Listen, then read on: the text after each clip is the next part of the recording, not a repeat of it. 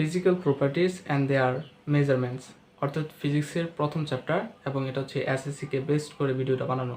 So প্রথম chapter থেকে আমরা যদি কতগুলো বিষয় ভালো করে আয়ত্ত রাখতে পারি, তাহলে আমার মনে হয় না যে এই অধ্যায় থেকে আমাদের ভয় পাওয়ার কিছু কারণ আছে। আমি যদি হোল সাম আপ করি, তাহলে দেখা যাবে যে এই অধ্যায় থেকে এই প্রশ্নগুলো আসে। সো এখানে যদি টোটালি সাম আপ করি, তাহলে 2-3 ক্যাটাগরি কোয়েশ্চেন হয়, এবং এই 2-3 ক্যাটাগরি কোয়েশ্চেনগুলো ভালো করে বুঝতে পারলে আশা করি এই অধ্যায় থেকে আর কোনো কনফিউশন থাকার কথা না। ঠিক আছে, তাহলে আজকে আমরা কি করব, ম্যাথমেটিক্যাল একটা ক্লাস করব, এবং সেটা কিসের উপর, ফিজিক্সের চ্যাপ্টার 1-এর উপর। ঠিক আছে, আজকে আমরা হোলি কেবল ম্যাথমেটিক্যাল আলোচনা করব। আমি আশা করব তোমরা যারা ভিডিওটা দেখতেছো তারা কি এই অধ্যায়ের বেসিকটা ক্লিয়ার আছে। সো বেসিক যদি ক্লিয়ার থাকে, তাহলে আমরা এখান থেকে বলতেই পারি যে এই অধ্যায় থেকে যে আমার সূত্রগুলো আসে, আচ্ছা আমি সাইডে লিখে রাখি কারণ ওইগুলো আমার পরে লাগবে। সো ফার্স্ট অফ অল যে সূত্রটা কাজে লাগবে সেটাকে আমরা বলি L or D is equal to M plus V into VC. যেহেতু এই ভিডিওটা ম্যাথমেটিক্যালের উপরে, সুতরাং এখানে আমি আর এগুলোর সিম্বলের নামগুলো বলতেছি না। এখানে এম হচ্ছে প্রধান স্কেল পার্ট, এটা বোঝানোর কিছু নাই। এটা হচ্ছে সমাপতন, এটা হচ্ছে বার্নিয়ার ধ্রুবক। এগুলো আশা করি তুমি ভালো করে জানো। সো এগুলো বোঝানোর কিছু নাই। অ্যান্ড এটাকে আমরা দুইভাবে লিখতে পারি, একটা হচ্ছে L plus C into L C, এভাবে লিখে প্রকাশ করা যায়। তবে আমরা একটাই রাখতেছি, কারণ একটা দ্বারা সবগুলো এই সমাধান করা যাবে। এখানে আরেকটা বিষয় আছে যে মাইনাস প্লাস মাইনাস ইরর, এই বিষয়টা একটা অনেক সূত্রে দেওয়া থাকে, অনেক বইয়ে দেওয়া থাকে এই সূত্রটা। তবে আমার মনে হয় না এতটা ইম্পর্টেন্ট এটা, যেহেতু আমাদের যেই সকল ম্যাথগুলো আসে সেখানে এটা দেওয়া থাকে না। তবে ভয় পাওয়ার কিছু নেই, যদি এরকম দেওয়া থাকে কোয়েশ্চেনের ধরো একটা কোয়েশ্চেন, এটা যদি কোয়েশ্চেন হয় আর শেষে যদি দেওয়া থাকে যান্ত্রিক ত্রুটি, এরকমভাবে যদি বলা থাকে যান্ত্রিক ত্রুটি, দেন এখানে যদি বলা থাকে মাইনাস, যদি বলা থাকে 0.25। আচ্ছা একটু চিন্তা করো, যদি এরকম বলা থাকে মাইনাস 0.25, এখানে তুমি সূত্রটা লিখবা মাইনাস প্লাস মাইনাস ইরর, লেখার পর ওইখানে বলছে মাইনাস 0.25, তুমি এখানে এই মাইনাসটা 0.25 দিবা। ঠিক আছে, এখানে এর জায়গায় 0.25, দেন এই মাইনাস প্লাস হয়ে যাবে। সো এটা ততটা ডিফিকাল্ট কিছু না, বাট একটু বলে রাখলাম যাতে এখানে যদি মাইনাস থাকে তাহলে এখানে প্লাস হয়ে যাবে। আবার এখানে যদি যান্ত্রিক ত্রুটি কিছুই দেওয়া না থাকে, কেবল সংখ্যা দেওয়া থাকে, যেমন 0.25 দেওয়া থাকে, আর আগে যদি মাইনাস না থাকে, এখানে এসে কী হবে, সেটা মাইনাস হয়ে যাবে। ক্লিয়ার? আচ্ছা, আর লাগবে সেটা হচ্ছে গোলকের, হ্যাঁ, গোলকের আয়তন। আয়তনের যে সূত্র সেটা হচ্ছে কি 4/3 পাই আর কিউব, এন্ড হচ্ছে সিলিন্ডারের আয়তন পাই আর স্কোয়ার এল, অথবা এইচ যাই দিই, পাই আর স্কোয়ার এল। আচ্ছা, আমি বিশ্বাস করতেছি যে এইগুলা, এই তিনটা সূত্র 2, 3, এই তিনটা সূত্র তোমাদের সকলেরই জানা আছে। এই তিনটা যদি জেনে থাকো, এখন আমাদের ম্যাথমেটিক্যাল সমাধানগুলো করতে খুব কমফোর্টেবল ফিল হবে। তাহলে প্রথমে আমি যেটা লিখে রাখছি, দেখতে পাচ্ছ যে ফার্স্ট অফ অল একটি আয়তাকার বক্সকে, ঠিক আছে, আবার দেখো ভালো করে দেখো। ঠিক আছে, আমি যা বলবো কথাটা হচ্ছে কোশ্চেনটা আগে বুঝতে পারো, এটা হলো ফ্যাক্ট। কি বললাম, যে একটি আয়তাকার বক্সকে সেন্টিমিটার স্কেল দ্বারা পরিমাপ করা হচ্ছে। আচ্ছা, আয়তাকার বলেই আমার মাথায় চলে আসবে এরকম একটা বক্স থাকবে, সেটা কি আয়তাকার। ঠিক আছে, তাহলে আয়তাকার বক্সকে কি দ্বারা, সেন্টিমিটার স্কেল দ্বারা। সো আমার একটা স্কেল থাকবে, যে স্কেলে কি থাকবে, দেখো একটু ইমাজিন করো, কোয়েশ্চেন পড়বা এবং ইমাজিন করবা। এটা হচ্ছে সেন্টিমিটার স্কেলে দেওয়া আছে, সেন্টিমিটার। আচ্ছা, সেন্টিমিটার স্কেল দ্বারা পরিমাপ করা হচ্ছে, এর এল দেওয়া আছে, এটাকে এল বা এম দিই, এম দিলে বুঝতে সুবিধা হবে। এম দেওয়া আছে, বি দেওয়া আছে, এইচ দেওয়া আছে। ঠিক আছে, আর আয়ত, আচ্ছা এইচ হচ্ছে উচ্চতা, তাহলে উচ্চতা এখানে এল অবলিক দিয়ে দিই, তাহলে বুঝতে আরেকটু সুবিধা হবে, এইচ অবলিক এল। ঠিক আছে, আর এটা আবার ক্লিয়ার করে দিই, হচ্ছে এইচ অর এল, এটা হচ্ছে উচ্চতা। এবং আয়তন নির্ণয়ে আপেক্ষিক ত্রুটি বের করতে বলছে। আচ্ছা, এখানে আরেকটা সূত্র লিখে রাখি, এটাও তোমরা জানো, এটাও এত জটিল কিছু না। সেটা হচ্ছে আমরা যে বলি চূড়ান্ত ত্রুটি, এটা হবে সর্বনিম্ন পরিমাপ্য মান ডিভাইড বাই 2। আর মডুলাস দিছি কারণ ওইটা মাইনাস, এখানে চিন্তা করা হবে না, মডুলাস বাদ দিয়ে দেওয়ার সমস্যা নেই, এখন জটিল করে তো বাবার কিছু নেই। ঠিক আছে না এখানে। আর একটা হচ্ছে আপেক্ষিক ত্রুটি হচ্ছে চূড়ান্ত ত্রুটি বাই পরিমাপ্য মান। এখানে 100 দ্বারা তুমি ইন্টু করতে পারো, কারণ ওইটা যদি আপেক্ষিক ত্রুটিকে যদি তুমি শতকরায় প্রকাশ করতে চাও তখন তুমি সেখানে কি 100 দিয়ে গুণ করতে পারো। আচ্ছা, ওইটা ফ্যাক্ট না, সো আমার এটুকু জায়গা হলেই হবে, এটুকু জায়গা হলেই সেটা হবে। তাহলে দেখো আমি কোয়েশ্চেনটা পড়তে পড়তে এতটুকু বুঝতে পারছি যে সেন্টিমিটার স্কেল দ্বারা পরিমাপ করা হবে, তার মানে আমার একটা স্কেল আছে সেন্টিমিটার, এন্ড দেন আমাকে বলছে কি এম দেওয়া আছে। আমি যদি এখানে আবার লিখি, এম দেওয়া আছে 10 সেন্টিমিটার, এন্ড বি দেওয়া আছে, বি মানে হচ্ছে কি, এম হচ্ছে মূল স্কেল পার্ট আর বি হচ্ছে কি আমার প্রস্থ। ও আচ্ছা, সরি, এটা এখানে এম না, এটা অ্যাকচুয়ালি এলই থাকবে, এল। এটা হচ্ছে আমার দৈর্ঘ্য, দৈর্ঘ্য। আর এটা প্রস্থ এবং উচ্চতা দেওয়া আছে, প্রস্থ হচ্ছে আমার 9 সেন্টিমিটার, অ্যান্ড হচ্ছে উচ্চতা এইচ হচ্ছে আমার কত, 8 সেন্টিমিটার।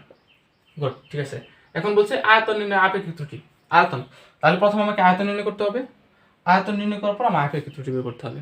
তাহলে আয়তন নির্ণয় করার ক্ষেত্রে আমরা জানি কি, প্রথম আয়তন কীভাবে নির্ণয় করবো, দৈর্ঘ্য, প্রস্থ অ্যান্ড হচ্ছে উচ্চতা, তিনটে গুণ করলে আমার আয়তন চলে আসবে না?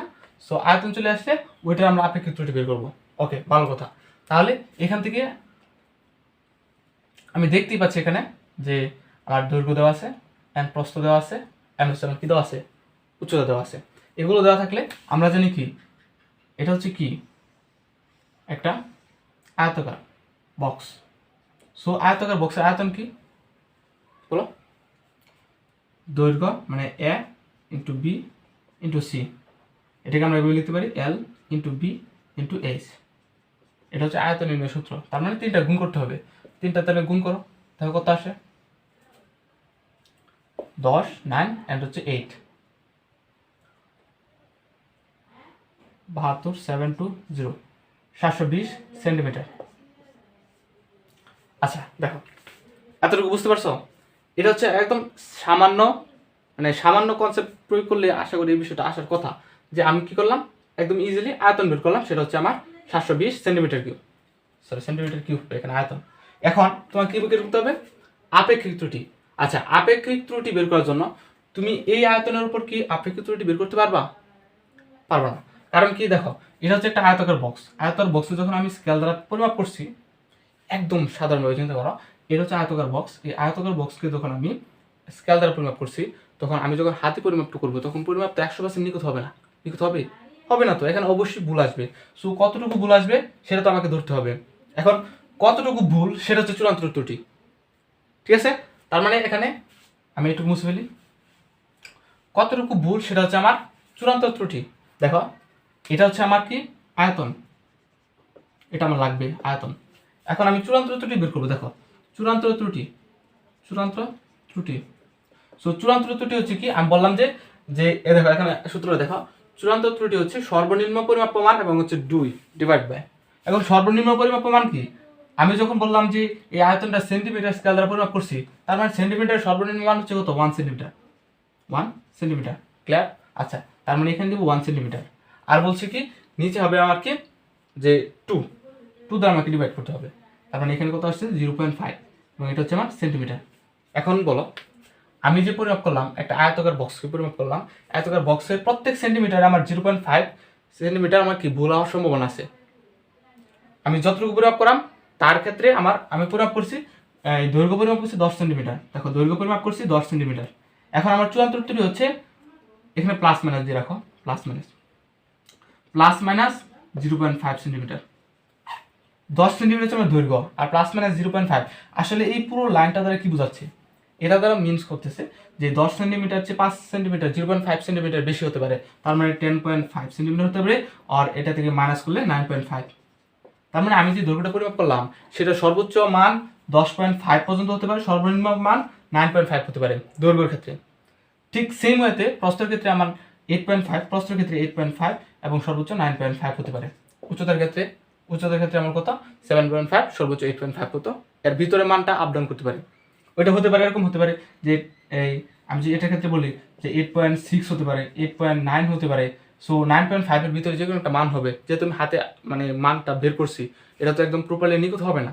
বুঝে আসছে? আমি যতটুকু বললাম ততটুকু ক্লিয়ার তো? সেজন্য কি আমার সর্বনিম্ন একটা ভ্যালু আনতে হবে, সর্বোচ্চ একটা ভ্যালু আনতে হবে, এবং তার ডিফারেন্সটা বের করতে হবে। এরকম একটা ম্যাথস তোমাদের বই আছে, বই খুললে দেখবা একদম শেষের দিকে ম্যাথটা আছে। তার মানে এখানে তুমি সর্বনিম্ন মান বের করো, সর্বনিম্ন মান। তাহলে দৈর্ঘ্যের ক্ষেত্রে আমি যদি এখানে সুন্দর করে লিখি, দৈর্ঘ্যের ক্ষেত্রে সর্বোচ্চ আয়তন আছে, একবার আয়তন করে ফেলি। সর্বোচ্চ আয়তন কত হবে? দৈর্ঘ্যের ক্ষেত্রে আমার 10 ছিল, তার মানে 10.5, যেহেতু সর্বোচ্চটা নিচ্ছি, আর ইন্টু আর ওটা ছিল কত 9, তার মানে 9.5, আর একটা ছিল 8.5, এটা ইন্টু করবো, তার মানে এখানে আমার মান আসবে, একটা মান আসবে। আচ্ছা, এখন সর্বনিম্ন আয়তন। সো আয়তনটা বের করা চাইলে এখানে আসবে 9.5, এখানে আসবে 8.5, এখানে আসবে 7.5। সো এগুলো একটা ভ্যালু করলে এখানে আসবে সেন্টিমিটার কিউব, এখানে আসবে সেন্টিমিটার কিউব, এরকম একটা ভ্যালু আসবে। আর আমার প্রপার আয়তন আমি যে মানটা দেওয়া আছে ওইটা আয়তন বের করছি 720 সেন্টিমিটার কিউব। আচ্ছা, এখন আমাকে কি করতে হবে? এখন ইজিলি কি করব, যে আমার যে ফিক্সড মানটা যেটা কোশ্চেনে দেওয়া ছিল, এটা থেকে এখানে একটা মান আসবে, এখানে একটা মান আসবে, অ্যান্ড দেন এখানে একটা মান আসবে, এটা থেকে এটা বিয়োগ করবো, কারণ এটা বেশি আসবে। কেন বেশি আসবে? আমরা 10.5 নিয়েছিলাম, এখানে নিয়েছিলাম এই আয়তন বের করার জন্য, এখানে দৈর্ঘ্য নিয়েছিলাম 10, ওইখানে 10.5 নিয়েছিলাম, 9.5 নিয়েছিলাম, 8.5, কারণ ওইখানে একটা ভ্যালু বেশি আসবে। আমি যদি এই ঘরটাকে ফাঁকা রাখতেছি, আমি একটু ক্যালকুলেট করবো না, তোমরা করে নিও, মাইনাস এবং এটা দেবো 720। এটা কি হবে? আমার হবে, এটা হচ্ছে ডেল বি, এটা হচ্ছে সর্বোচ্চ আয়তন B1 ধরলে, এটা হচ্ছে ডেল বি। আচ্ছা, এখানে B1 না ধরি, সর্বোচ্চ আয়তন, এখানে ডেল B1 ধরি, কারণ এখানে ডেল B1 দুটো আসবে, ডেল B2 আর হচ্ছে ডেল B2। তাহলে ডেল B1 হবে, এটা থেকে এটা বিয়োগ করলে এখানে আসতেছে কত? আমার আসবে 127.875, এরকম সামথিং আসবে, ঠিক আছে। আর এখানে কি করব? এখানে দেখো আমরা এখানে এসে 9.5, কিন্তু এখানে আমরা ধরে নিয়েছিলাম 10, এই যে এটার ক্ষেত্রে আবার নিয়েছিলাম 9, এটা দিয়েছে 8.5, তার মানে এটা থেকে এটা কম আসবে, সুতরাং এটাকে আমি সামনে রাখবো। তাহলে 720 মাইনাস এই যে এই ফাঁকা ঘরটা হচ্ছে এটা, এই যে সর্বনিম্ন মানের একটা ভ্যালু আসবে ওইটা, এখন ওইটা থেকে বিয়োগ করলে এখানে আসবে 114.375, এরকম সামথিং আসবে সেন্টিমিটার কিউব। তাহলে দেখো তো এখানে এটা বড় না এটা বড়? অবভিয়াসলি এটা বড়, তাই না? 127। সো এই 127কে আমরা মানে অ্যাকচুয়াল চূড়ান্ত ত্রুটি ধরবো, এটা হচ্ছে আমার চূড়ান্ত ত্রুটি কত? 127.875 সেন্টিমিটার কিউব। এখন বলতে পারো যে তুমি তো আগেই বললা যে চূড়ান্ত ত্রুটি হচ্ছে সর্বনিম্ন মান বাই 2, ওইখান থেকে তুমি সর্বনিম্ন মান যখন সেন্টিমিটার ছিল, তার মানে একটা ভ্যালু ছিল যে একটা একক গড় ছিল, সেই একক গড়ের একটা মান ছিল কত 1, ওই 1কে আমরা 2 দ্বারা ভাগ করছি, আমার যে 0.5 আসছে ওইটাই তো আমার চূড়ান্ত ত্রুটি হওয়ার কথা। এটা হতেই পারে, এরকম কোশ্চেন অ্যারেজ হতেই পারে। সুতরাং এখন মনে রাখো যে ওইটা অ্যাকচুয়ালি চূড়ান্ত ত্রুটি না, কারণ আমরা যখন দৈর্ঘ্য প্রস্থ উচ্চতা সবগুলো মান নিয়েছি, ওইটা তো এক এক করে নিয়ে নেই। আমরা দৈর্ঘ্য নিয়েছি 10 একক, প্রস্থ নিয়েছি 9 একক, এবং কি উচ্চতা নিয়েছি 8 একক। সুতরাং ওইগুলো তো এক একক না, যেহেতু এক এককের অধিকে মানে আধিক্য আছে, সুতরাং সেটাকে আমরা কি 0.5 হিসাব করে, এখানে 0.5 হিসাব করে আমি আপেক্ষিক ত্রুটি বের করতে পারবো না। আমরা জানি আপেক্ষিক ত্রুটি হচ্ছে কি চূড়ান্ত ত্রুটি বাই পরিমাপ করা মান। এখানে চূড়ান্ত ত্রুটির ক্ষেত্রে আমি যে এক এককের জন্য মান নিয়েছিলাম 0.5, ওইটা দ্বারা পরিমাপ করতে পারবো না, ওইখানে ভুল আসবে। আর আমরা কি একক যে মানে দৈর্ঘ্য প্রস্থ উচ্চতা নিয়েছিলাম ওইগুলো কি একক না, ওইগুলো হচ্ছে 10 একক, 9 একক, 8 একক, এবং ওইগুলার মেজারমেন্ট মানে ওইগুলার আয়তন বের করছি। সো ভ্যালুটা কি বিশাল আসছে, সুতরাং আমাকে চূড়ান্ত ত্রুটিটাও ওইভাবে বের করতে হবে। তার মানে চূড়ান্ত ত্রুটি হচ্ছে অ্যাকচুয়াল চূড়ান্ত ত্রুটি হচ্ছে আমার 127.875। ওকে, আচ্ছা, তাহলে বুঝলাম, এতটুকু ক্লিয়ার। এখন এটা যদি হয় তাহলে আপেক্ষিক ত্রুটির সহজে সূত্র, আমরা আপেক্ষিক ত্রুটি চূড়ান্ত ত্রুটি ব্যবহার করা মান, তাহলে আমরা লিখতে পারি আপেক্ষিক ত্রুটি ইকুয়াল টু চূড়ান্ত ত্রুটি হচ্ছে 127.875 সেন্টিমিটার কিউব ডিভাইড বাই পরিমাপ করা মান। এই দেখো আমরা পরিমাপ করছিলাম কত 120, সো এটা হচ্ছে আমাদের পরিমাপ মান 720 সেন্টিমিটার কিউব। এখন দেখো সেন্টিমিটার কিউব কাটা যাবে, তাহলে এটা ভাগ করলে আমার অ্যাকচুয়াল মান আসবে কত 0.1776, এরকম মান আসবে। এখন যদি এটাকে তুমি কি আপেক্ষিক ত্রুটি পেয়ে গেছো, এটা হচ্ছে তোমার কি আপেক্ষিক ত্রুটি। এখন এটাকে তুমি শতকরা প্রকাশ করতে চাও, তার মানে এখানে তুমি 100 দিয়ে গুণ দিয়ে দাও, এখানে আসবে 17.76%। সো তুমি যখন শতকরা প্রকাশ করো অবভিয়াসলি পার্সেন্ট দিবা, আর যদি এভাবে প্রকাশ করতে চাও কিছু দেওয়া লাগবে না, তুমি এটুকু মুছে এখানে কেবল এই ভ্যালুটা রাখলেই হবে, ঠিক আছে। তাহলে এই কোয়েশ্চেনটাই মূলত important, very very very important, মানে এটার ইম্পর্টেন্স খুবই বেশি। সো এটাকে যদি আমি আরেকটু ক্লিয়ারভাবে বলে দিই যে এতটুকু বাদ দাও, যে প্রথমে আমি কী করবো, আমার একটা মান দেওয়া আছে, দেখো আমার ফিল চাও বডি ফিল দেওয়ার কারণে একবার যদি লিখে ফেলো তাহলে তুমি আমার কথাগুলো শুনো এবং খাতার সাথে মিলাও। যে প্রথম আমরা কী বের করবো, আমার দেওয়া আছে দৈর্ঘ্য দেওয়া আছে, প্রস্থ দেওয়া আছে, উচ্চতা দেওয়া আছে।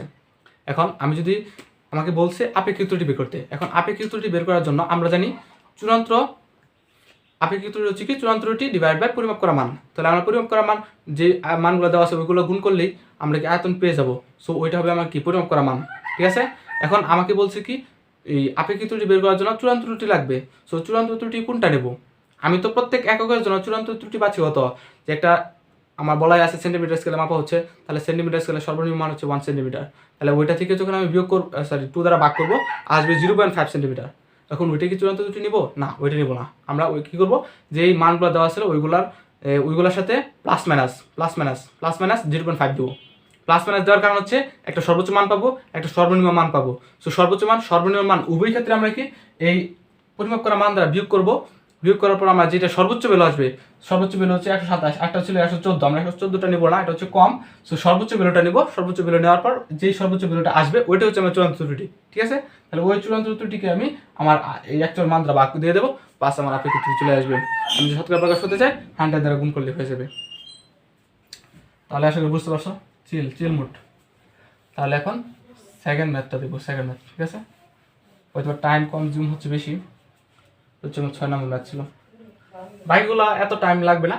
তবে দেখো 2 নম্বরের ক্ষেত্রে দেখো কি বলা হয়েছে, যে মাত্রার সমীকরণের সাহায্যে s = ut + ½ স্কয়ার এর শত যাচাই করো। এই সমীকরণটা কি ছিল, s = ut + ½ স্কয়ার। দেখো এখানে এই সূত্র থাকতে পারে b² = u² + 2as, এরকম সূত্র থাকতে পারে b = u + at, এরকম যে কোনো সূত্র থাকতে পারে, ঠিক আছে। আমি যদি একটা বুঝতে পারি ভালো করে তাহলে বাকিগুলো বুঝতে আমার সমস্যা হবে না। তাহলে প্রথমটা দেখাই নেই, এটা দেখতে তো জটিল মনে হচ্ছে সূত্রটা, আসলে এটা জটিল না। এখন আসো আমরা কিভাবে এটা সমীকরণের সত্যতা যাচাই করব, ঠিক আছে। এটা হচ্ছে s হচ্ছে কি দূরত্ব, তাহলে দূরত্ব কত হবে, l হবে অবভিয়াসলি। তাহলে এই lটা হচ্ছে আমার কি দূরত্বের মাত্রা, তাহলে এখানে দেখো আমার আছে কি ut + ½ এর স্কয়ার। সো আমাকে এখানে বোঝাতে হবে যে এখানে প্রত্যেকটা পোরশনে মাত্রা আসবে আমার l, প্রত্যেকটা পোরশনে মাত্রা আসবে কত l। সো এটা আমাকে বের করতে হবে। আসলে এই মাত্রা সমীকরণের সত্যতা যাচাই করার জন্য আমাকে যে বিষয়টা ভালো করে বুঝতে হবে সেটা হচ্ছে আমরা জানি কি প্রত্যেকটা রাশি, যেমন আমি যদি উদাহরণ দিই, এটা হচ্ছে ধরো এটা হচ্ছে দান, ঠিক আছে। সো দানের সাথে কি আমি আটা যোগ করতে পারবো, আটা এটা হচ্ছে দান আটা। সো দানের সাথে কি আটা যোগ করা যাবে, মানে অ্যাকচুয়ালি এটা যদি বলি 1 কেজি এবং এটার সাথে কি এটাকে আমি কি একদম কম্বাইন করতে পারবো, অবভিয়াসলি না। যেহেতু কম্বাইন করার জন্য বা তুলনা করার জন্য, তুমি বুঝতে পারো তুলনা করার জন্য আমি কি দানের সাথে আটা তুলনা করতে পারবো না, আমি দানের সাথে দান তুলনা করতে পারবো। এটা যেরকম একদম চূড়ান্ত সত্য, মানে একদম ফিক্স, যে দানের জন্য আমাকে তুলনা করার বস্তু দানই লাগবে, আটার জন্য আটা লাগবে, এরকম যেরকম বস্তুর জন্য যেরকম লাগবে। সুতরাং এটাও মাথায় রাখো যে আমরা যখন সমীকরণের সত্যতা যাচাই করবো তাহলে প্রত্যেকটা রাশির মাত্রা একই হতে হবে, একই হতে হবে। তার মানে আমি জানি কি দূরত্বের মাত্রা হচ্ছে কি l। তাহলে আমাকে এখানে এই প্রত্যেকটা আলাদা আলাদা পোরশন, এটাকে আমি একটু সুন্দর করে লিখে রেখে আবার, যে s = ut + ½ at স্কয়ার। আমি বললাম এটার মাত্রাও l হতে হবে, এটার মাত্রাও l হতে হবে, এটার মাত্রাও l হতে হবে। আমি যদি প্রমাণ করতে পারি যে প্রত্যেকটা পোরশনের মাত্রা হচ্ছে l, তাহলে আমার সমীকরণের সত্যতা যাচাই হয়ে যাবে। তাহলে আমরা কি বললাম যে একই জাতীয় রাশির যোগ বিয়োগ সমতা সম্ভব, একই জাতীয় রাশি। তাহলে একই জাতীয় রাশি এখানে দেখো এটাকে যদি আমি ভাঙি সর্বশেষ আমি এটা পাবো, এটাকে ভাঙলে সর্বশেষ আমি এটা পাবো। তাহলে এটা যোগ করে আমি মানে যোগ বিয়োগ করে তুলনা করতে পারবো। তাহলে কি বললাম একই জাতীয় রাশির যোগ বিয়োগ সম্ভব। আমি এখানে s প্লাস বা এখানে ইকুয়াল দিয়ে আমি যে একই জাতীয় রাশি যোগ বিয়োগ করছি, এখানে l যোগ করছি, এখানে আমি কি s + l যোগ করতে পারবো না, এটা আমাদের সংজ্ঞায় নাই। সংজ্ঞায় কি ছিল যে একই জাতীয় রাশির যোগ বিয়োগ মানে করতে হবে। তাহলে দেখো এখানে আমি প্রথম পোরশনটা নেই, সেটা হচ্ছে আমার s, এটা হচ্ছে আমার কি left hand side. So left hand সাইডে আমার হচ্ছে s দূরত্ব। সো দূরত্বের মাত্রা কি আমার l। তাহলে ডান পাশের আমাদের দুইটা পোরশন আছে, উভয় পোরশনের মাত্রা কি আসতে হবে, l আসতে হবে। তাহলে প্রথম পোরশনটা দেখো সেটা হচ্ছে ut। সো u হচ্ছে কি, u হচ্ছে আমার আদিবেগ, u হচ্ছে কি আদিবেগ। সো আদিবেগের মাত্রা হচ্ছে কি যে দূরত্ব বাই সময়, সুতরাং এটা হবে lt ইনভার্স। তাহলে এখানে টি আছে গুণাকারে, ঠিক আছে, তার মানে এই টি এবং এই টি কি আমার কাটা, তাহলে এখানে অ্যাকচুয়ালি থাকতেছে কি এল। ওকে, এখন এই যে সামনে যে সহগ আছে, দেখো দ্বিতীয় পোর্শন আগে সামনে সহগ আছে, এটা হচ্ছে right hand side, right hand সাইডের একটা পোর্শন, আর সেকেন্ড হচ্ছে হাফ এটি স্কোয়ার। এখানে মাথায় রাখো এই হাফ যেহেতু একটা সংখ্যা, এর তো মাত্রা আসবে না, সুতরাং যেটার মাত্রা আসবে আমরা সেটুকু নিব, তাহলে এটি স্কোয়ার নিব, তাহলে এ হচ্ছে আমার ত্বরণ। সো ত্বরণের মাত্রা আমরা জানি কি এলটি ইনভার্স 2, এলটি ইনভার্স 2 আমরা জানি। এ দেখো ত্বরণ, ত্বরণ হচ্ছে কি, ত্বরণ হচ্ছে ব্যাক বাই সময়। সো আমরা ব্যাক একবারে এটা লিখে ফেলতে পারি, অথবা আমি যা একটু ভাঙাই সেটা হচ্ছে স্মরণ বাই সময়, স্মরণ বাই সময় ডিভাইড বাই সময়, সময়কে আমরা টি দিয়ে প্রকাশ করলাম, তাহলে স্মরণটা কত হচ্ছে, স্মরণ হচ্ছে এল এন্ড হচ্ছে সময়। এখন এইটিকে আমরা উপরে নিয়ে আসলে সেটা কি হবে ইনটু 1/t এরকম হবে। তাহলে এটা লিখতে পারি আমি যেভাবে যে L divide by T square. So নিচের উপরে আসলে এটা হবে এল টি ইনভার্স 2, এতটুকু তো জানো, ঠিক আছে। তাহলে এল টি ইনভার্স 2 এটা আসে, এটা আসে কি আমার কেবল ত্বরণের মাত্রা, তাহলে আমি এটা লিখি এই যে এর পরিবর্তে কেবল লিখলাম এল টি ইনভার্স 2, এখন টি স্কোয়ার আছে তার মানে টি স্কোয়ার, তাহলে a - 2 + 2 কাট, তার মানে এখানে অ্যাকচুয়ালি আমার থাকতেছে কি এল। সো এভাবে তুমি যে কোনো সংখ্যা সমীকরণের মাত্রা সমীকরণের সত্যতা যাচাই করতে পারো, ঠিক আছে। ওকে, এবার আসো থার্ড।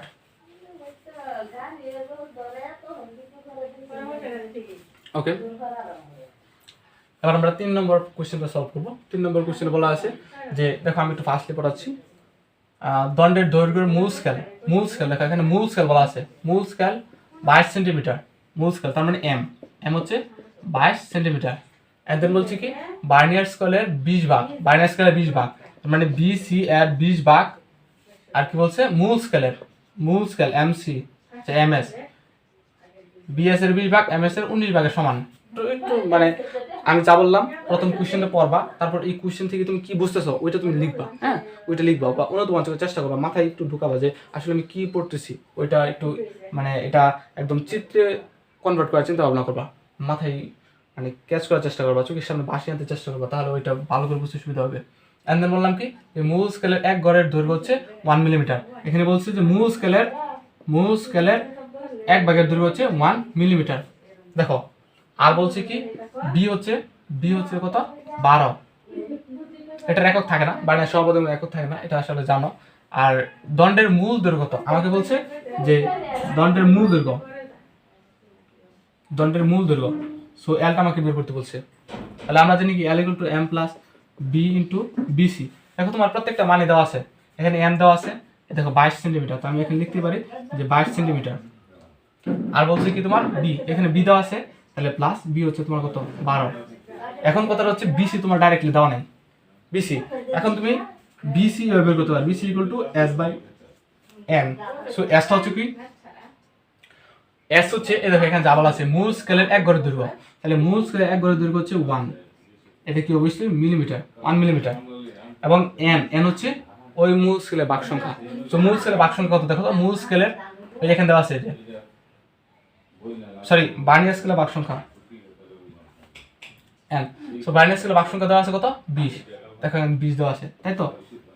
এখন এভাবে তুমি বের করতে পারো, তাহলে এখানে আসবে মোস্ট প্রবাবলি 0.05 মিলিমিটার এটা আসবে, তার মানে এই 0.05 মিলিমিটার এটা হচ্ছে তোমার কি বিসি, তার মানে এখানে যদি তুমি বিসি দিয়ে দাও এটা সরি বিসি পরিবর্তে 0.05, এখন এটা দ্বারা এটা গুণ দাও, এটা গুণ দিয়ে এটার সাথে যোগ করে দাও, আগে গুণটা করবা, ঠিক আছে, আগে গুণ করে তারপর যোগ করে দিবা, তার মানে একটা ভ্যালু চলে আসবে, ওইটা হবে তোমার মূল স্কেলের আর দৈর্ঘ্য।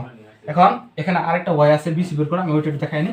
সো বিসি কিভাবে বের করবো, বিসি বের করা আরেকটা ওয়াই হচ্ছে আমার এখানে দেওয়া আছে কত মূল স্কেলের 19 ভাগ, হ্যাঁ মূল স্কেলের 19 ভাগ বার্নিয়ার স্কেলের 20 ভাগের সমান।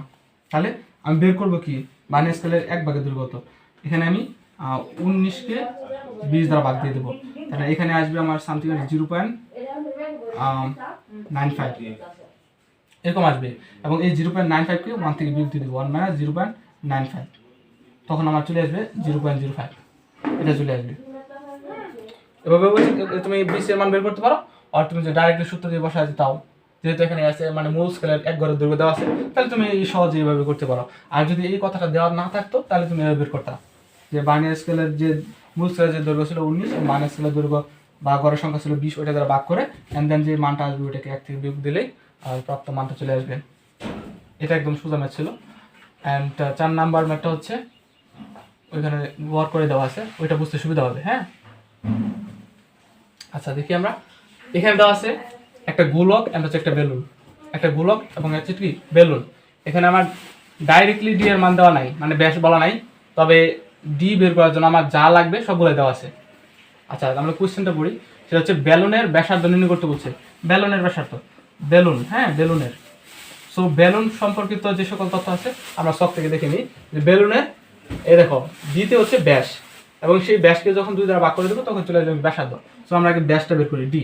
সো আমরা ডি জানি কি, হ্যাঁ L plus C into L C, plus minus error, যেহেতু এখানে যান্ত্রিক ত্রুটি নাই সো ওইটা আমরা লাগতেছি না। তাহলে এখানে আমার এল লাগবে। সো এল এখানে, আচ্ছা এখানে অবলিক দিয়ে রাখতে পারো, এটা হচ্ছে এল, এটা হচ্ছে সি, এখানে হচ্ছে এল সি।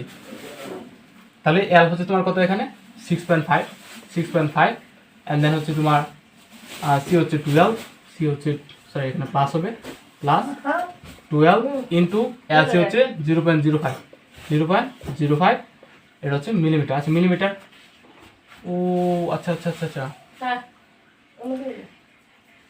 তোমার এই ম্যাথটার ক্ষেত্রে দেখো, এই ম্যাথটার ক্ষেত্রে একটা মিস্টেক করে আসছি, সেটা হচ্ছে আমার এককটা আমি করে নেই। এখানে বলা ছিল আমার মূল স্কেল পার্ট হচ্ছে 22 সেন্টিমিটার। আমি এটা আবার করে দিচ্ছি, দাঁড়াও 1 মিনিট। এখানে আমার দেওয়া আছে কি 20 আসছিল 0.05 মিলিমিটার, আর এখানে এম দেওয়া আছে 22 সেন্টিমিটার, আর কি আছে বি দেওয়া আছে 12। তার মানে এম হচ্ছে এম, এটা হচ্ছে L, L equal to M plus B into BC. M হচ্ছে তোমার কত 22 সেন্টিমিটার, 22, তার মানে এই সেন্টিমিটারকে তুমি মিলিমিটারে নিয়ে যাও, মিলিমিটার নিয়ে গেলে এখানে তোমাকে 100 দ্বারা গুণ করতে হবে, হ্যাঁ সরি 10 দ্বারা গুণ করতে হবে,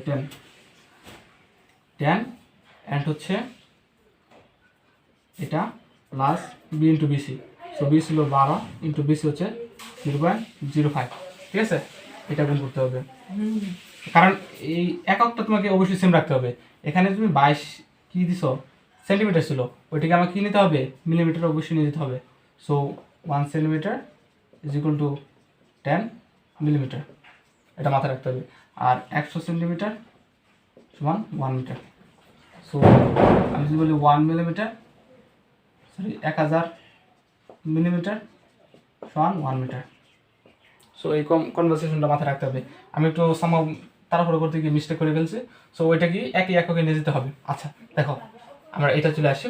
সো এটা বলতেছিলাম কি, এখানে দেওয়া আছে কি, এখানে কিছু দেওয়া নাই, ধরো এটা সবগুলোই কি মিলিমিটার দেওয়া আছে, এগুলো ধরো মিলিমিটার দেওয়া আছে, মিলিমিটার, তাহলে চিন্তা করতে সুবিধা হবে মিলিমিটার। আর যদি সেন্টিমিটার দেওয়া থাকে তাহলে কি করবা 10 দিয়ে গুণ করে মিলিমিটার নিয়ে যাবা, অথবা কি করে 10 দিয়ে ভাগ করে সেন্টিমিটার নিয়ে আসবা মিলিমিটারগুলোকে, ওইভাবে করতে পারো। সো এখানে কি 6.5 প্লাস এখানে একটা মান আসবে, এখানে একটা মান আসবে দশমিক সামথিং আসবে, তাহলে এখানে 6 একটা সামথিং চলে আসবে মান, অবশ্যই 5 বেশি হবে, তার মানে এখানে 5 হচ্ছে বেশি হবে। আর আচ্ছা যাই হোক, সো এটা হচ্ছে তোমার কি ব্যালনের ব্যাসার্ধ নির্ণয় করতে বলছে, এটা হচ্ছে ব্যাসের মান, তার মানে এটাকে তাহলে আমরা জানি ডি ইজ ইকুয়াল টু আর ইজ ইকুয়াল টু d/2। সুতরাং এখানে মান আসবে 6.9 আসছে, এটাকে 2 দ্বারা ভাগ করে দিলে এখানে যে মান চলে আসবে ওইটা হবে তোমার কি অ্যাকচুয়াল আনসার। ক্লিয়ার? আরেকটা বলছে যে কি ব্যালনের আয়তন গোলকের আয়তনের কত গুণ। আচ্ছা তাহলে এটা দেখো, ধরো এখানে আমি 7 আচ্ছা ব্যাসই রাখি 6 ধরো এখানে মান আসছে 6.8, ধরো 8 আসছে, এটা হচ্ছে আমার কি ব্যালনের ডি। এখন আমরা কি ঘটা সলভ করবো, ঘ নংটা সলভ করবো। এখানে বলছে বেলনের আয়তন গোলকের আয়তনের কত গুণ। আচ্ছা তাহলে আমরা প্রথম বেলনের আয়তনটা বের করি। বেলনের আয়তন কি ছিল, বেলুন দেখো বেলুনের আয়তন হচ্ছে তোমার, বেলুনটা দেখতে কিসের মতো, সিলিন্ডারের মতো, এটা তোমার মাথায় রাখতে হবে। সিলিন্ডার আয়তন বেলুনের আয়তন সেম, সুতরাং তুমি এখানে বেলুনের আয়তন বের করবে বলবে যে পাই আর স্কোয়ার এইচ। সো আর হচ্ছে পাই, আর হচ্ছে d/2, সুতরাং d স্কোয়ার বাই 2 স্কোয়ার হচ্ছে 4h। তাহলে এখানে পায়ের বদলতে d/2 দিয়েছিলাম, তার মানে d স্কোয়ার বাই 4 এখানে। আচ্ছা এখানে কি করবা, পায়ের মান তো জানা আছে যে কত, পায়ের মান হচ্ছে 3.1416, এন্ড হচ্ছে d এর মানটা লিখবো এখানে, যে হচ্ছে 6.8 হোল স্কোয়ার বাই 4, আর এইচ। এবার এইচ, এখানে এইচ সম্ভবত দেওয়া ছিল, তো এইচ হচ্ছে, এখানে মাথায় রাখো, এইচ হচ্ছে, ও আচ্ছা আচ্ছা সরি এইচ তো দেওয়া আছে, আমি মিস্টেক করতেছি, সরি ফর দ্যাট। এখানে এই যে এইচ এর মানটা তোমাকে বের করতে হবে। সো এইচ আবার বের করার জন্য তোমাকে সেম সূত্র ইউজ করতে হবে। এখানে আমরা বের করবো কি এইচ এর মান। সো এইচ এর মান বের করার জন্য আমরা এইচ ও সেম সূত্র, সুতরাং এটা হচ্ছে আমার কত 1.5 প্লাস সি হচ্ছে আমার কত, সি হচ্ছে 6 ইন্টু বিশ হচ্ছে 0.05 মিলিমিটার, যেহেতু সবগুলো মিলিমিটার, সো এখানে একটা ভ্যালু আসবে। এই ভ্যালুটা তুমি এখানে বসায় দিবা, এই যে গুণ করে দিবা, তাহলে এটা হবে আমাকে গোলকের আয়তন। এটা হচ্ছে আমার এটা হচ্ছে কি ব্যালনের আয়তন, ব্যালনের আয়তন।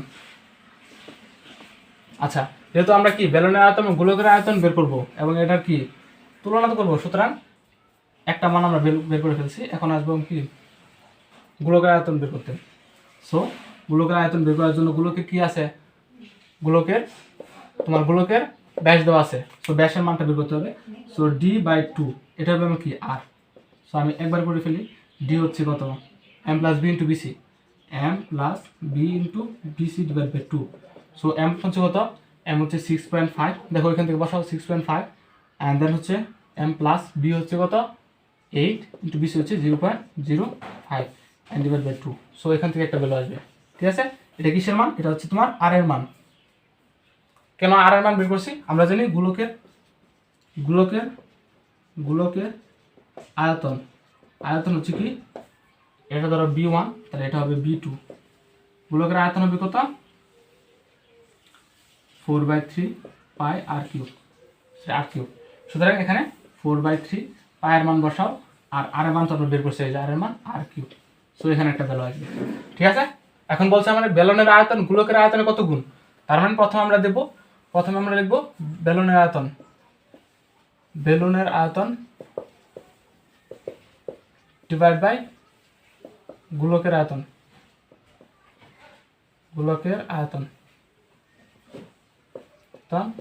v1/v2।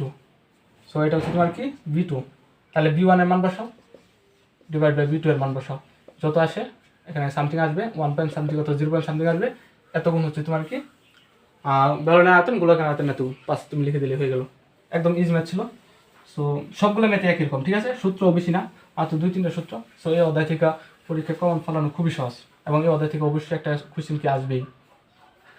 তাহলে এটা ছিল আমাদের কি 4 নম্বরের ঘ, এন্ড হচ্ছে 5 নাম্বার এন্ড 6 নাম্বার দুটো ম্যাথ আছে। সো 5 নাম্বারটা দেখো, 5 নাম্বারটা হচ্ছে প্রথমে একটা দেওয়া আছে, এটা হচ্ছে আমার ঘনক, ঠিক আছে, এর প্রত্যেকটা দ্বার হচ্ছে সমান।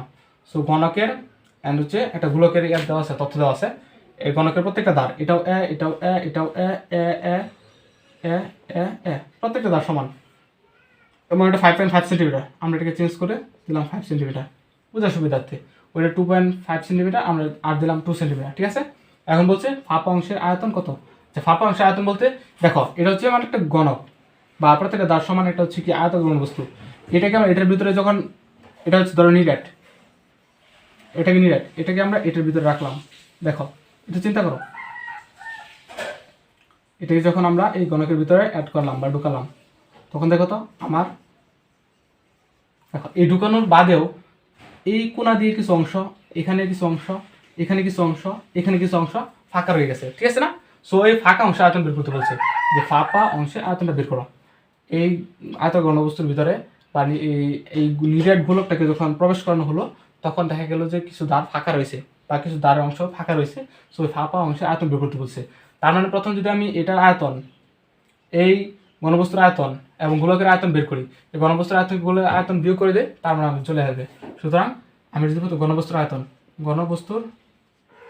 আয়তন যেহেতু প্রত্যেকটা দ্বার সমান, সুতরাং এটা কি দ্বার হবে, আয়তন হবে দ্বারের কিউব। সুতরাং এটা হচ্ছে 5 কিউব হচ্ছে 125। সো এটা হবে কি আমার এই ঘনবস্তুর আয়তন। এন্ড আমার হচ্ছে গোলকের আয়তন, নিরেট গোলকের আয়তন, এটা হচ্ছে ধরো v1, এটা হচ্ছে v2, এটা হবে 4/3 পাই আর কিউব। সো এখানে মান আসবে 4/3 বসাও, পায়ের মান তো জানা আছে, আর এর মান 2 কিউব মানে হচ্ছে 8। সো এগুলো দিয়ে তুমি এখানে একর একটা মান আসবে, ধরো এখানে মান আসছে, এখানে একটা মান আসছে। সুতরাং এখন এই ফাঁপা অংশের আয়তন, ফাঁপা অংশের আয়তন হবে কত, যে এই b1 মাইনাস b2। যেহেতু b1টা কি ছিল আমার বড় ছিল, b1টা বড় না, এর ভিতরে যেহেতু গোলকটা ঢোকাইছি, সুতরাং আগে b1 আসবে, তারপর b2, দেন এটা বিয়োগ করার পর একটা মান আসবে, ওই মানটা হবে ফাঁপা অংশের আয়তন। ঠিক আছে, একদম ইজি, মানে কি বলবো, এগুলো একদম ইজি। তুমি একবার যদি ভালো করে বুঝতে পারো, সূত্রগুলো ইউজ করতে পারো, মানে ম্যাথের কোশ্চেনটা বুঝে সূত্রগুলো ইউজ করতে পারো, তাহলে তোমার কাছে খুব ভালো লাগবে। সো এটাকে আরেকবার বলে দিই যে একটা মানে আয়তকার ঘনবস্তু ছিল, আর প্রত্যেকটা দাঁড় সমান, সুতরাং এটাকে আমরা কি গণকের মতো চিন্তা করতে পারি, গণকের মতো। ঠিক আছে, সো এর প্রত্যেকটা দাঁড় যেহেতু সমান, সুতরাং এর আয়তন হবে একই, সুতরাং এত। এটা হবে কি, আমার এককটা লিখি নাই, যদি এই সেন্টিমিটার দেওয়া আছে, সুতরাং সেন্টিমিটার কিউব, এটা হবে সেন্টিমিটার কিউব, যেহেতু এটা সেন্টিমিটার দেওয়া আছে। সো এটার ভিতরে যখন আমরা নেট ডটটাকে ঢোকালাম, দেখা গেলো যে প্রত্যেকটা কোণা বরাবর কিছু অংশ ফাঁকা রয়েছে। আমাকে বলছে ওই ফাঁকা অংশ আয়তনটা বের করতে। সুতরাং আমরা প্রথম কী করবো, ঘনবস্তুর আয়তনটা বের করবো, দেন গোলকের আয়তনটা বের করবো। গোলকের আয়তনের জন্য আর দেওয়া আছে, তাহলে খুব সহজে আমরা আয়তন বের করতে পারবো, এবং দুটোর বিয়োগফলটা হচ্ছে ফাঁকা অংশের আয়তন। ক্লিয়ার? এখন বলছে আপেক্ষিক ত্রুটি 10% হলে পরিমাপ করা মান 67 একক হলে চূড়ান্ত ত্রুটি কত। দেখো এখানে বলছে কি, যে আপেক্ষিক ত্রুটি 10%, পরিমাপ করা মান 67 একক। আপেক্ষিক ত্রুটি 10%, দেখো আপেক্ষিক ত্রুটি 10%, এবং হচ্ছে পরিমাপ করা মান 10%কে আমরা এভাবে লিখতে পারি 10/100, সুতরাং 0.1, এটাও লিখে ফেলতে পারি। তারপর বলছে পরিমাপ করা মান বা পরিমাপ্যমান 67। এন্ড হচ্ছে চূড়ান্ত ত্রুটি কত, একদম সহজ, চূড়ান্ত ত্রুটি কত, তাহলে আমরা জানি কি, দেখো আপেক্ষিক ত্রুটি, আমরা জানি আপেক্ষিক ত্রুটি ইজ ইকুয়াল টু চূড়ান্ত ত্রুটি বাই পরিমাপ্যমান। আমরা এই সূত্র জানি। আমাকে বলছে চূড়ান্ত ত্রুটি বের করতে, আমি চূড়ান্ত ত্রুটিটা বের করবো, আর সবগুলো মান তো দেওয়া আছে, আপেক্ষিক ত্রুটি মানও দেওয়া আছে, পরিমাপ করা মানও দেওয়া আছে। তার মানে এখন চূড়ান্ত ত্রুটি এদিকে নিয়ে আসবো, তার মানে এটা হবে চূড়ান্ত ত্রুটি ইজ ইকুয়াল টু আপেক্ষিক ত্রুটি এবং পরিমাপ করা মান, দুটোর কি হবে, গুণফল। সুতরাং আপেক্ষিক ত্রুটি ইন্টু পরিমাপ্যমান। তাহলে দেখো আপেক্ষিক ত্রুটি ছিল কত আমার, 0.1, এবং পরিমাপ করা হচ্ছে 67। বাস, যত আসবে তত হচ্ছে তোমার আনসার। তাহলে একদম সংক্ষেপে, একদম তাড়াতাড়ি এবং সবভাবে চিন্তা ভাবনা করছি যে ফিজিক্স চ্যাপ্টার 5, মানে প্রথম চ্যাপ্টারটাকে আর কি ভালোভাবে উপস্থান করার জন্য। তো আমি জানি আমার যেহেতু একটু লিমিটেশন আছে, সুতরাং সব দিক দিয়ে হয়তো বা কিছু ঘাটতি রয়েছে। তারপর আমি চেষ্টা করেছি বা যাতে একজন ছাত্র যাতে এই অধ্যায়টাকে ভালোভাবে পড়ে ম্যাথমেটিক্যাল যখন সে নিজে প্র্যাকটিস করবে, যাতে এই ভিডিও তার জন্য হেল্পফুল হয়। সো ধন্যবাদ তোমাদেরকে যারা শেষ পর্যন্ত ওয়াচ করেছো। Thanks for watching.